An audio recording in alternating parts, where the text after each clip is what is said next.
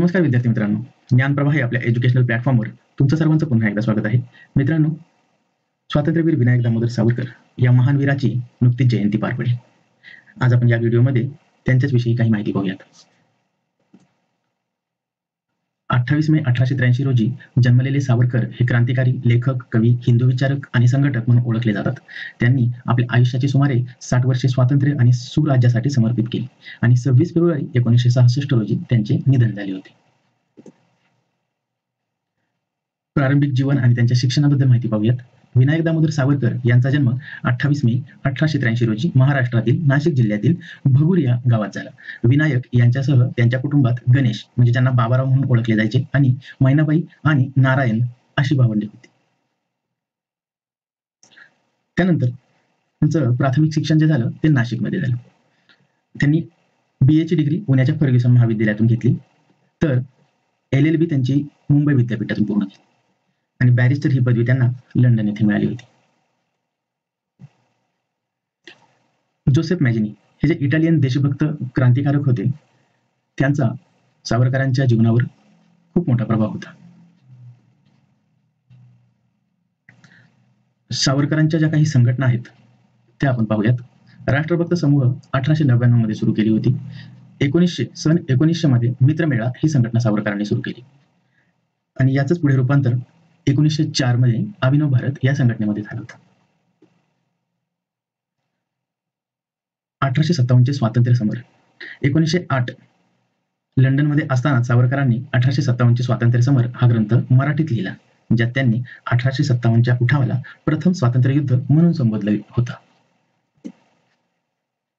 त्यानंतर अंदमानमधील कारावास. मार्च 1910 मध्ये लंडनमध्ये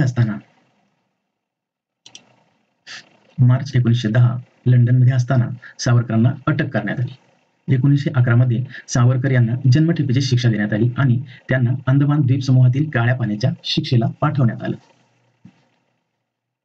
अंदमानमधील कारावास. अंदमानाच्या सेल्युलर जेलमध्ये सावरकरांना अत्यंत कठोर परिस्थितीत ठेवले गेले. त्यांना नारळाच्या तेलाचा घाणा ओढण्यासारखी कठोर कामे करावी लागत होती. 13 वर्षाच्या कारावासादरम्यान सावरकरांनी अनेक महत्वपूर्ण ग्रंथांची रचना केली. जेलमध्ये पुस्तके, कागद, पेन यांची मनाई असल्याने त्यांनी भिंतीवर अक्षरशः नखांनी ओळी करून कविता रचल्या आणि त्या पाठ केल्या. तिथेच त्यांनी कमला या खंड काव्याची रचना केली. कुठे? अंदमानमध्ये असताना. अंदमान ते रत्नागिरी. 1921 मध्ये त्यांना अंदमानहून रत्नागिरीच्या तुरुंगात स्थानांतरित करण्यात आले आणि 1924 मध्ये त्यांची सशर्त सुटका करण्यात आली. त्यांना रत्नागिरीमध्ये राहण्याची आणि राजकीय हालचालींपासून दूर राहण्याची अट घालण्यात आली. याच काळात स्वातंत्र्यवीर ही उपाधी त्यांना प्राप्त झाली होती रत्नागिरीमध्ये असताना. 1937 साली हिंदू महासभेचे अध्यक्ष म्हणून सावरकरांची निवड झाली होती. ज्या प्रकारे राजकीय कार्य होतं सावरकरांचं, त्या पद्धतीने समाज सुधारणेमध्येही त्यांनी महत्वाची भूमिका पार पाडली होती. त्यामधील काही गोष्टी आपण थोडक्यात पाहूयात. सावरकरांनी अस्पृश्यता निवारण्यासाठी अनेक पावले उचलली. त्यांनी स्वतः रत्नागिरीत पतित पावन मंदिराची स्थापना केली, जेथे सर्व जातीच्या हिंदूंना प्रवेश होता. आंतरजातीय विवाहांना प्रोत्साहन देण्याचे कार्य केले त्यांनी. त्यानंतर स्त्रियांच्या शिक्षणासाठी विशेष प्रयत्न केले आणि विधवा पुनर्विवाहाचा पुरस्कारही त्या सावरकरांनी केला. हे झालं सावरकरांचं समाजसुधारक म्हणून कार्य. त्यानंतर सावरकरांनी जे काही ग्रंथ रचले होते, जे काही लिखाण केलं होतं, त्याबद्दल आपण थोडक्यात पाहूयात. हिंदुत्व नावाचा अतिशय महत्वाचा ग्रंथ त्यांनी रचला होता. त्यानंतर सागरा प्राण तळमळला ही कविता आपल्याला माहितीच आहे. तर ती कविता ज्या काव्यसंग्रहामध्ये आहे ते आहे रानफुले, तेही त्यांनीच रचलेलं आहे. आणि त्यानंतर अंदमानाच्या तुरुंगात असताना कमला हे महाकाव्य त्यांनी तिथे रचलं होतं.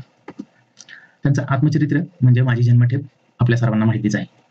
इतर ग्रंथामध्ये भारतीय इतिहासातील 6 सोनेरी पाने, त्यानंतर शत्रूच्या शिबिरात आणि मला काय त्याचे असे काही ग्रंथ होतात.